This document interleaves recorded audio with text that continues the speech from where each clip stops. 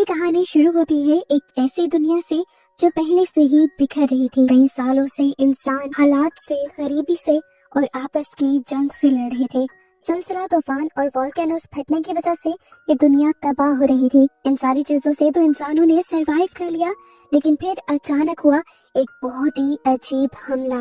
रात के अंधेरे में मैरी अपनी सोल्जर्स की एक टीम लिए आसमान में एक फ्लेयर लॉन्च करती है, जिससे मैदान में रोशनी हो जाती है और दूर से एक कान फाड़ देने वाली चीख सुनाई देती है। ये आवाज ब्रेकर की है। ये वो बड़े बड़े और खतरनाक मॉन्स्टर्स हैं जो दुनिया की तबाही के बाद जमीन को फाड़कर जमीन के नीचे से निकल आए थे। जैसे ही ये मॉन्स्टर्स हमला करते हैं, मैरी और उसकी पूरी टीम्स अपनी जान की बाजी लगाकर इन मॉन्स्टर्स से लड़ने लग जाती है। जिसके बाद यहाँ से कहानी सीधा 15 साल आगे चली जाती है। दुनिया अब पूरी तरह बदल चुकी है। मैरी अब भी जिंदा है और अपने पति जॉन और उनकी छोटी बेटी विला के साथ रह रही है, क्योंकि मैरी एक सोल्जर है। वो अक्सर मिशन पर रहती है, इसीलिए विला को पढ़ने और सिखाने की जिम्मेदारी जॉन की है। जॉन इस टाइम विला को समझा रहा था ब्रेकर्स के बारे में। विला पूछती है कि क्या ये एलियंस हैं? जॉन बताता है कि ये एलियंस नहीं है। वो बताता है कि ये ब्रेकर्स हमेशा से जमीन के नीचे ही छुपे हुए थे। फिर जमीन फटी और ये लोग बाहर निकल आए। जिस जगह से जमीन फटकर ये लोग बाहर निकल कर आते हैं, उस जगह को दी स्टिच का नाम दिया जाता है। ये जो अभी एटॉमिक हमले हुए हैं, उन्हीं की वजह से वो बैरियर टूट गए, वो स्टिच खुल गए, जहाँ से ये ब्रेकर्स आने लगे। खैर, विला को भी इन ब्रेकर्स के बारे में सुनने में कोई इंटरेस्ट नहीं था। वो अपने डैड से कहती है, मुझे किसी हीरो की कहानी सुनाए ना। चले कोडियक की ये कहानी सुना दे। कोडियक एक लेजेंडरी हीरो था, जिसके बारे में कहा जाता है कि उसने अपनी कुल्हाड़ी की एक वार से 100 ब्रेकर्स को मार गिराया था। मैरी भी जब घर आती है तो वो विला को बहुत सी चीजों की कहानियां सुनाती है, जिस तरह फूलों की, जानवरों की और रंगों की। लेकिन इस तबाह हुई दुनिया में ये सारी चीजें खत्म हो गई थी। ये लोग अपना फैमिली मूवमेंट एंजॉय कर रहे थे कि एकदम से उनकी पूरी बिल्डिंग जोरदार झटके के साथ हिलने लगती है। बाहर मिलिट्री ट्रक्स आ जाते हैं और अनाउंसमेंट होती है कि उन्हें फौरन यहाँ से निकलना पड़ेगा, क्योंकि यहाँ पर भी अब ब्रेकर्स आ रहे हैं। ये लोग जो इस टाइम विला की बर्थडे मनाने की तैयारी कर रहे थे, एकदम से सारा माहौल बहुत ही ज्यादा गर्म हो जाता है। मैरी जल्दी से विला को गिफ्ट देती है और फिर फौरन यहाँ से निकल जाती है। ये लोग जब नीचे पहुँचे तो मैरी को पता चला कि इस मरतबा बहुत ही सख्त रूल्स बनाए गए थे। सोल्जर्स को अलग गाड़ियों में जाना था और उनकी फैमिलीज को अलग। इस तरह मैरी अपनी टीम के साथ चली जाती है और जॉन और विला दूसरे लोगों के साथ ट्रक में चले जाते हैं। रास्ते में एक आदमी जॉन के पुराने जख्म को देखकर डर जाता है। उसे लगता है कि जॉन इन्फेक्टेड है। इस दुनिया में अगर वो मॉन्स्टर्स यानी ब्रेकर्स किसी भी इंसान को काट लेते थे तो उसे इन्फेक्टेड कर देते थे, और फिर वो इन्फेक्टेड हुए इंसान एक अजीब से मॉन्स्टर्स में बदल जाते थे, जिन्हें हाइब्रिड कहा जाता है। जॉन सबको यकीन दिलवाने की कोशिश करता है कि वो इन्फेक्टेड नहीं है। यहाँ तक कि वो तो लोगों से ये भी कह देता है कि अगर मेरे अंदर इन्फेक्टेड लोगों वाला कोई एक भी असर नजर आ गया तो मैं खुद ही अपनी जान ले लूंगा और बाकी सबकी जानों को सेफ रखूंगा। ट्रक अंधेरे रास्तों से गुजर रहा है और बाहर धमाकों की आवाजें आ रही हैं। डर को कम करने के लिए लोग कोडियक की कहानी डिस्कस करने लगते हैं। जॉन विला को समझाता है कि इस कहानी में लड़ाई मैटर नहीं गई थी, असल चीज वो उम्मीद है जो कोडियक के अंदर थी, और उसी उम्मीद के चलते उसने सभी लोगों को मार दिया था और हमें भी वही उम्मीद रखनी होगी। इन सारी बातों को करते हुए विला सो जाती है, लेकिन अचानक गोलियों और चीखों की आवाजें उसकी आंख खोलती है। ट्रक अब रुक चुका था। ट्रक के अंदर सन्नाटा छा जाता है। अचानक ट्रक की लोहे की दीवार को चीरते हुए एक बड़ा सा पंजा अंदर आता है।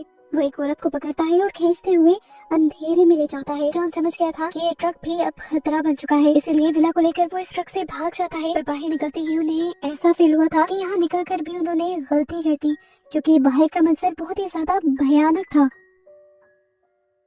एक मॉन्स्टर ने एक बच्चे को खींच लिया था और उसकी माँ अपने बच्चे के लिए चीखती रह गई थी। यहाँ पर बहुत सारे ब्रेकर्स थे, जिनसे बचने के लिए ये लोग एक दूसरे ट्रक के नीचे जाकर छुप जाते हैं। और यहाँ पर भी जैसे ही एक ब्रेकर उन्हें देखने वाला होता है तो यहाँ एक सोल्जर आकर पहले ब्रेकर को गोली मारता है, लेकिन गोली से जब उसका कुछ नहीं होता तो अपनी तलवार निकालते हुए वो बहादुरी से उस ब्रेकर का सर काट देता है। सोल्जर ने अपना हेलमेट उतारा तो पता चला कि वो मैरी थी। उसी ने अपनी फैमिली को बचाया था।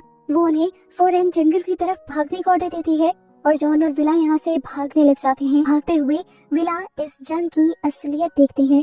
लाशों के ढेर और जख्मी लोग। यहीं पर वो दिखती है कि एक बूढ़ा आदमी भी उस ब्रेकर के काटने से इन्फेक्टेड हो चुका था। उसकी नसें काली पड़ने लगी थी और अपने आप को बचाने के लिए एक सोल्जर को उसे गोली मारनी पड़ी। जंगल के किनारे पहुंचकर जॉन देखता है कि मैरी के चेहरे पर खून लगा है, पर मैरी कहती है कि वो ठीक है। इसी दौरान वो देखती है कि पीछे से एक ब्रेकर भी आ रहा था। मैरी को अब यहाँ बहुत ही मुश्किल फैसला लेना पड़ा। उसने अपनी फैमिली को अकेले ही आगे जाने को कहा और खुद वो इस मॉन्स्टर से लड़ने के लिए यहाँ रुक गई। विला चीखती रही, रोती रही अपनी मॉम के लिए, लेकिन जॉन दिल पर पत्थर रखकर अपनी बेटी को खींचकर यहाँ से ले जाता है। सुबह होते होते जॉन और विला समुद्र के किनारे पहुंच जाते हैं, जहाँ जॉन ने एक बोट छुपा रखी थी, लेकिन वहाँ एक आदमी भी आ जाता है जो इस टाइम डर से कांप रहा था। उसके पास एक बंदूक भी थी, जो दिखाते हुए वो इन दोनों से कहता है कि मैं भी तुम्हारे साथ इसी बोट में बैठूंगा। जॉन जानता था कि ये बोट बहुत छोटी है, 3 लोगों का बोझ ये नहीं सह पाएगी। जॉन बहाना बनाता है और केविन को यहाँ से दूर ले जाता है। हमें दिखाया नहीं जाता, लेकिन यहाँ पर सब कुछ समझ आ जाता है कि जॉन ने अपनी बेटी को बचाने के लिए उस आदमी को मार दिया था। वो अकेला वापस आता है और विला को लेकर समुंदर में निकल जाता है। वो एक सुनसान आइलैंड पर पहुंच जाते हैं और यहाँ पर 1 साल गुजारते हैं। इस आइलैंड पर जिंदा रहने के लिए जॉन और विला ने तरीके ढूंढ लिए थे। विला भी अब बड़ी हो गई थी और बहुत ही ज्यादा स्ट्रॉन्ग भी हो गई थी। उसके डैड उसे हमेशा ब्रेकर्स से लड़ने की ट्रेनिंग देते रहते थे। उन्होंने खुद जंगल की लकड़ियों से यहाँ पर ट्रेनिंग फील्ड बनाई थी।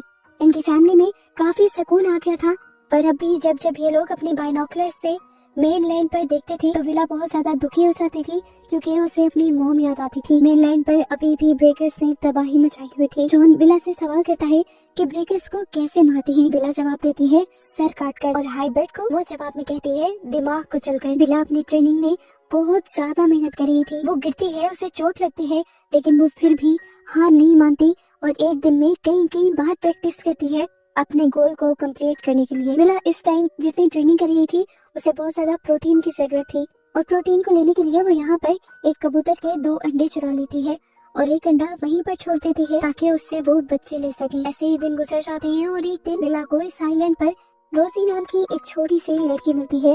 रोजी बताती है कि उसकी फैमिली मर चुकी है और वो अकेले ही बचकर तैरते हुए इस आइलैंड तक पहुंची है। विला उसे एक गार में छुपा कर रखती है, यहाँ तक कि अपना खाना भी बचा कर उसके साथ शेयर करती है। रोजी यहाँ पर बहुत ज्यादा उदास थी, तो उसका मूड ठीक करने के लिए विला उसे यहाँ पर छोटी छोटी कहानियां सुनाकर हौसला दे रही थी।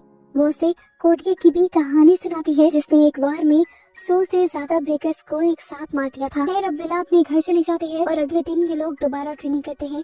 ट्रेनिंग करते हुए विला नोटिस करती है कि पीछे से उसे अब अपने डैड की आवाज नहीं आ रही थी। उसने पीछे जाकर देखा तो जॉन गिर चुका था। वो उसे सहारा देते हुए घर लेकर आई और उसे पता चला कि उसे ट्रेनिंग देने के लिए उसके डैड ने कई दिन से खाना नहीं खाया था। वो अपना खाना बचा कर विला को दे रहा था ताकि उसमें ट्रेनिंग करने की ताकत बची रहे। विला को ये देखकर बहुत ज्यादा बुरा लगता है और इस टाइम उसका मूड ठीक करने के लिए जॉन उसे अपनी तलवार दे देता है, ये कहते हुए कि तुमने मेरा हौसला अब जीत लिया है। अगले दिन विला जब दोबारा उसी गार के अंदर जाती है जहाँ पर उसने रोजी को रखा हुआ था, तो वहाँ ये देखकर वो बहुत ज्यादा परेशान हो जाती है कि हर चीज वहाँ पर बिखरी हुई थी। उसे अंधेरे में खड़ी हुई रोजी दिखती है, लेकिन अब वो बच्ची नहीं रही। उसके सर की चोट इन्फेक्टेड हो गई थी और अब वो एक हाइब्रिड मॉन्स्टर बन चुकी थी। रोजी विला के ऊपर हमला कर देती है। विला अपनी जान बचाने के लिए यहाँ से भागने की कोशिश भी करती है, लेकिन गिर जाती है। वो मॉन्स्टर उसके ऊपर आ जाता है और ठीक इसी वक्त जॉन वहाँ पहुँच जाता है और गोली मारते हुए उस हाइब्रिड को मारने की कोशिश करता है, पर गोली ने कोई असर नहीं दिखाया था। तब जॉन अपनी तलवार से उसे लड़ता है और आखिर में उसका सर कुचलते हुए उसे मार गिराता है। विला बहुत ज्यादा टूट जाती है, उसकी दोस्त मर चुकी थी। जॉन उससे कहता है अभी इस वक्त रोने धोने का वक्त नहीं है। इस मॉन्स्टर की चीख से बाकी ब्रेकर्स को इस जगह का पता चल गया होगा, उन्हें सिग्नल्स मिल गए होंगे, इसलिए अब उन्हें यहाँ से भागना होगा। वो आइलैंड के दूसरे किनारे की तरफ भागना शुरू कर देते हैं। भागते भागते रास्ते में एक बहुत बड़ी दरार आ जाती है।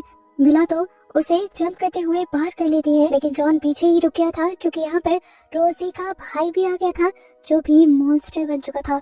विला के डैड उससे लड़ भी नहीं पा रहे थे क्योंकि वो बहुत ज्यादा जख्मी थे। उन्होंने यहाँ पर एक मुश्किल फैसला लिया और विला से कहा कि तुम अकेले ही आगे बढ़ जाओ, पर विला के लिए ये करना बहुत ज्यादा मुश्किल था, इसलिए वो वापस आई और उसने जिंदगी में पहली मर्तबा एक मॉन्स्टर का मुकाबला किया और अपनी तलवार से उस मॉन्स्टर का सर काटकर अपने डैड को बचा लिया। वो जब यहाँ से जाने ही वाले थे तो उसने देखा कि बिना सर का ये मॉन्स्टर अभी भी उससे लड़ने के काबिल था। असल में विला ने उसका सर नहीं कुचला था। अपनी बेटी की हिम्मत को देखते हुए यहाँ पर जॉन भी हिम्मत दिखाता है और उठकर उस मॉन्स्टर का सर कुचल देता है, जिससे उसकी मौत हो जाती है। इस मॉन्स्टर को मारने के बाद भी खतरा टला नहीं था, क्योंकि सामने से एक और हाइब्रिड आ रहा था। जॉन तो जख्मी था, ज्यादा चल फिर नहीं पा रहा था।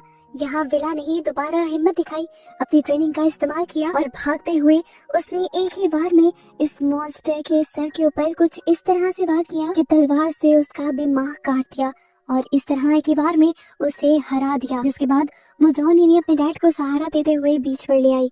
लेकिन बीच पर आने के बाद जॉन बोट पर नहीं बैठता, वो खामोशी से विला को अपना जख्म दिखाता है। पता चला कि उसे भी हाइब्रिड ने काट लिया था और अब वो भी इन्फेक्टेड हो चुका है। ये देखकर विला टूट जाती है। वो अपने डैड को नहीं छोड़ सकती थी, पर आखिरी लम्हों में उसके डैड उसे यही कहते हैं कि तुम एक वॉरियर हो, बिल्कुल अपनी मॉम की तरह, और आगे बढ़कर बहुत बड़े बड़े काम करोगी। वो जबरदस्ती उसे बोट पर बैठकर यहाँ से जाने को कहते हैं।